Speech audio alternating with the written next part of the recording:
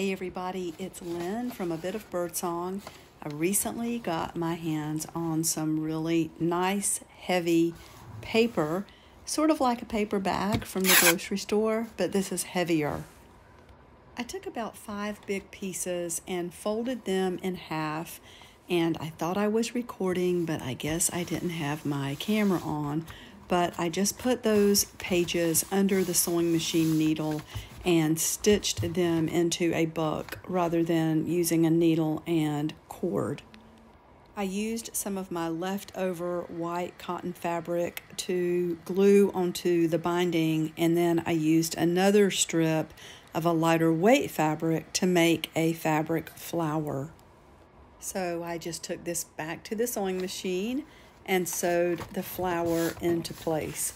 I am loving the way this turned out. I took some white paint and a stencil with some letters to stencil the word ledger onto the front. I want this to look fun and have sort of an antique vibe to it.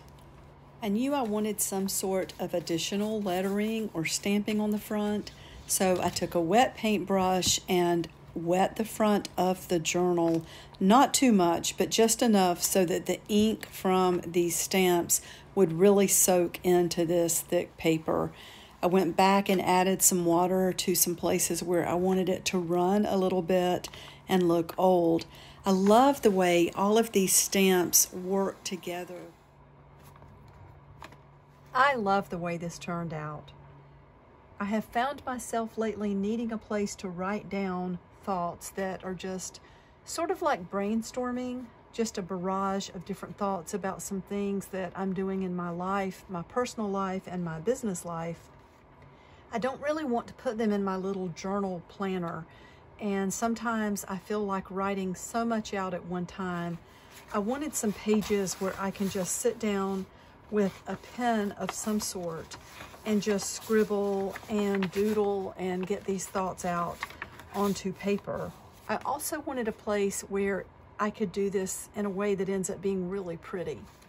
I've had so many thoughts lately about the combination of art, ephemera, and personal diary type journaling.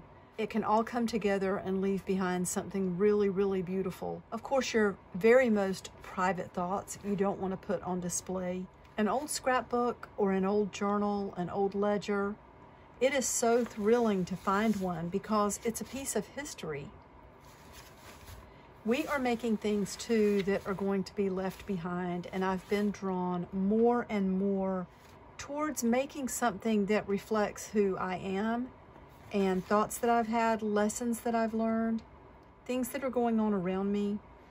Anyway, this will be a fun place in which to brainstorm. Additionally, I was able to use up some paper that was going to be recycled.